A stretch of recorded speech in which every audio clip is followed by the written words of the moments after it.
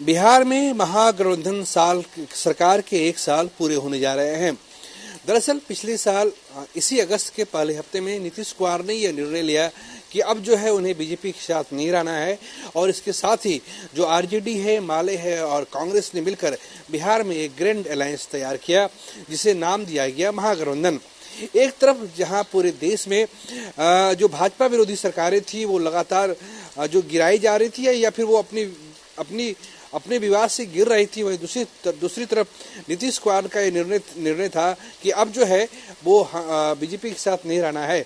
इस वक्त हमारे साथ बिहार सरकार में समाज कल्याण विभाग के मंत्री मदन सहनी हैं। सर, इस सरकार के एक साल पूरे हो गए।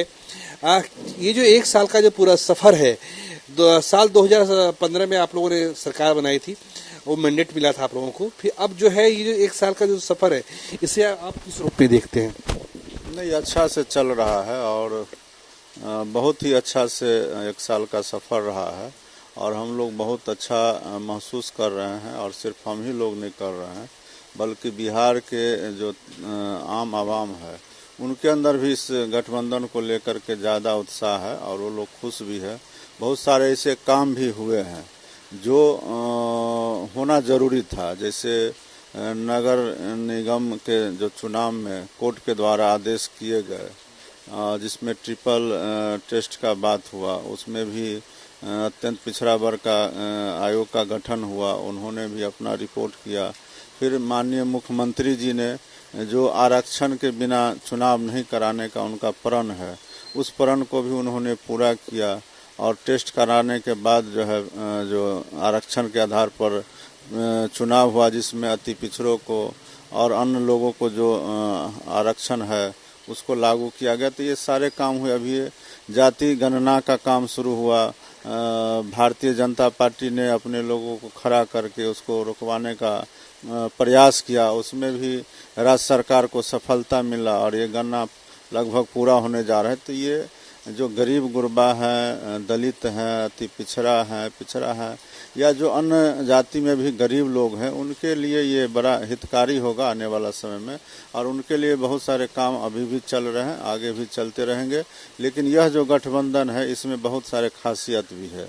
यह स्वाभाविक गठबंधन है और वैचारिक रूप से समानता है, बहुत तरह का समानता है और इसमें ज़्यादा लोग अपना महसूस करते हैं और लोगों के हित में काम भी किए जा रहे हैं। जो बहुत सारे युवा हैं जिसको नौकरी की जो घोषणा हुई थी उसको लागू किया जा रहा है। बहुत सारे विभाग में नौकरी दिए भी गए हैं।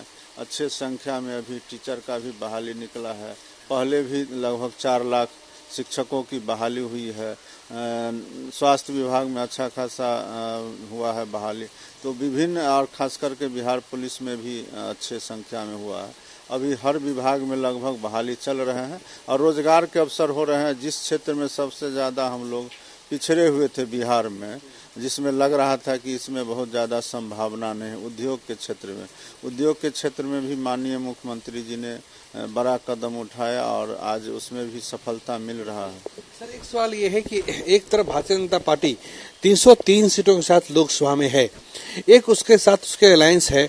आप लोगों ने जो निर्णय लिया था तो ये कहीं मन में नहीं आया था कि हम किनसे टकराने जा रहे हैं? महाराष्ट्र में उद्धव ठाकरे से उनकी पार्टी छीन ली गई, उनकी पार्टी का जो चुनाव चिन्ह था वो बाद में छीन लिया गया। अजीत महाराष्ट्र में जो शरद पवार के साथ हुआ वो आप लोगों ने देखा। आप लोग के मन में ये नहीं था कि हम किनसे टकराने जा रहे हैं? आप लोग के मन में ये बात कभी नहीं हुई थी क्या? नहीं, देखिए ये बात तो समझ लीजिए ना कि किससे टकरा रहे हैं। पहले तो अब ये समझ लीजिए कि उन लोगों ने किनसे पंगा मोल ले लिया है। श्री नीतीश कुमार जी एक मंजे हुए नेता हैं और लंबा अंतराल रहा है उनका भी राजनीतिक अनुभव का। यही कारण है कि उन्होंने कभी भी गलत निर्णय नहीं लिया है और जो निर्णय लेते हैं वो ठोक बजा करके लेते हैं। अभी जो यह गठबंधन बना है महागठबंधन बिहार के अंदर, और उसी का बृहत रूप है आपको इंडिया, तो उसका असर है कि भारतीय जनता पार्टी को अब कोई रास्ता सूझ नहीं रहा है। इंडिया को तो घमंडिया कह रहे हैं प्रधानमंत्री। कहने के लिए कुछ भी कहना, इसी इंडिया के नाम पर वोट भी मांगते थे। वोट फॉर इंडिया कहते हुए तो ये तो उन लोग का है कि समय पर अपना बात भी बदलते हैं, विचार भी बदलते हैं, सब कुछ बदलते रहते हैं, उन लोग का काम है इतना ही। लेकिन ये जान लीजिए कि ये जो गठबंधन है देशव्यापी, ये बड़ा कारगर साबित होगा। और आप कह रहे हैं टकराने की बात, अब वो लोग भागने के चक्कर में है और हम लोग भगाने में लगे हुए और भगा करके ही छोड़ेंगे। लोकसभा चुनाव जो है अब उसकी उल्टी गिनती जो कहें लगभग शुरू हो जाएगी। मध्य प्रदेश, तेलंगाना, छत्तीसगढ़, राजस्थान में चुनाव भी है, काफी कुछ इस चुनाव का परिणाम भी निर्भर करता है। हाँ, एक सवाल ये है कि जो चुनाव होंगे 40 सीटों पे जो चुनाव होंगे, आपके साथ माले है, आपके साथ कांग्रेस है, आरजेडी है और आपकी खुद की पार्टी है। सर, ये सीटों का जो एक गठजोड़ है वो किस तरीके से तैयार होगा? क्योंकि सर अगर देखा जाए पिछले 95 से लेकर अब तक देखा जाए तो कई सीटें ऐसी जिसमें तो जदयू ने चुनाव ही नहीं लड़ा था कई सालों से, कई लोकसभा सीटों पे। तो इसकी तैयारी सर किस तरीके से रहेगी? देखिए, लगभग 20 साल होने जा रहा है और मुख्यमंत्री जी लगातार बिहार का सेवा करते आ रहे हैं। अब इसमें कोई लोकसभा क्षेत्र कि जहाँ तक मुख्यमंत्री जी का नज़र नहीं गया, उनका विकास का योजना नहीं गया, वहाँ काम नहीं हुआ, वहाँ हमारा संगठन नहीं है, वहाँ हमारा आदमी नहीं है, ऐसा तो है नहीं। तो हम लोग जहाँ से चाहे चुनाव लड़े या जो हमारे गठबंधन के अन्य पार्टी है वो जहाँ से चाहिए तो बैठ कर के वो लोग लगभग तय कर चुके हैं, इसमें कहीं कोई कठिनाई नहीं। सीटों पर सर बात हो चुकी है? वो तो अंदरूनी जो अभी विभिन्न दल के लोग हैं, हम लोग 6 दल अभी बचे हैं, तो वो तो हमारे नेता विभिन्न जो अभी 6 दल के अध्यक्ष होंगे वो सब तो आपस में बात करते ही होंगे ना इस पर। साल भर के अंदर जो है उपेंद्र कुशवाहा छोड़ के चले गए, आरसीपी सिंह चले गए, मान जी चले गए, इनका असर नहीं पड़ेगा?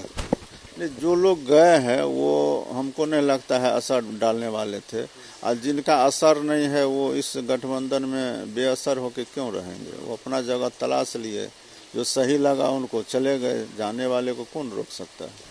जाने वाले को कौन रोक सकता है? तो ये हमारे साथ बिहार सरकार में वरिष्ठ मंत्री और वरिष्ठ जदयू नेता मदन साहनी थे। हम कह सकते हैं कि पिछले 1 साल का जो सफर है उसमें जो सबसे बड़ी उपलब्धि जो सरकार की रही है वो उपलब्धि है जाति जनगणना, जो बीच में रुक गई थी। अब इसका 90% काम जो है वो पूरा हो चुका है, 10% काम इसका बाकी है। और ये जो मुद्दा है, ये मुद्दा बीजेपी को हर वक्त परेशान करता रहा है। दूसरा मुद्दा जो है, बिहार में 1,70,000 जो टीचर्स है उसकी बहाली होनी है, उसकी परीक्षा जो है वो 24 अगस्त से आरंभ हो रही है। इसके साथ बिहार पुलिस में जो 21,000 बहाली होनी है। लेकिन जो सबसे बड़ी जो चुनौती है वो 40 सीटों में चुनाव लड़ने की चुनौती है। और इसके साथ जो शासन व्यवस्था है उसको लेकर जो सवाल उठे हैं, हाल में जो अपराध की जो घटनाएं बढ़ी हैं उसको लेकर भी महागठबंधन को सोचना पड़ेगा। कैमरा पर्सन श्याम के साथ प्रीतम कुमार, कशिश न्यूज, पटना।